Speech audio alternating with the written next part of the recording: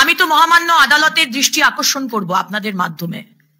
মহামান্য আদালতের কাছে আমার আর্জি, সঞ্জয় রায়কে কলকাতার জেল থেকে তুলে দিল্লির জেলে নিয়ে যাওয়া হোক, তার কারণ আমার মনে হয় তাকে খুন করে দেওয়া হবে। তাকে যদি খুন করে দেওয়া হয় এই কেসের আর কোনো কিছু হবে না।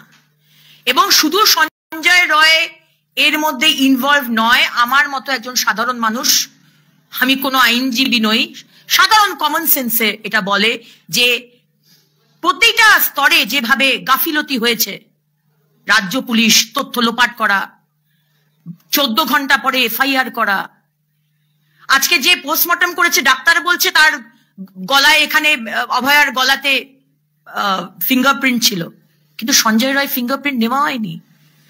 আজকে যারা হাসপাতালে, যারা ডক্টর সন্দীপ ঘোষ, যারা সব ধামাচাপা দেওয়ার চেষ্টা করলো, যারা এই বদমাইশিটার পিছনে, আজকে তাদের নিয়ে কোনো তদন্ত শুরু হয়নি। আজকে বাবা মাকে, অভয়ের বাবা মাকে ঘুষ খাইয়ে চুপ করানোর চেষ্টা করা হয়েছে, আমরা সবাই জানি। আজকে তড়িঘড়ি করে টিএমসির এমএলএ নির্মাল্য ঘোষ এবং আমাদের যে কাউন্সিলর, তারা বডি পুড়িয়ে দিয়েছে। কিসের এত তারা ছিল?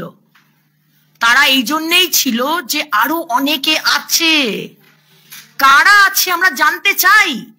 কেন সঞ্জয় রায়কে তারা আইনজীবীর সাথে কথা বলতে দেওয়া হচ্ছে না? মহামান্য আদালতের কাছে আমার আর্জি, সাধারণ মানুষের হয়ে পক্ষ থেকে সবাই অখুশি। এই যে বিচার হয়েছে তাতে আমরা অখুশি। হ্যাঁ, Sanjay Roy maybe one of the suspect, one of the convict, বাকি আরো অনেক কেউ ছিল। 36 বছরের একজন ডাক্তারকে সিবিআই বলছে যেখানে বডি পাওয়া গেছিল সেটা আসল ক্রাইম সিন নয়।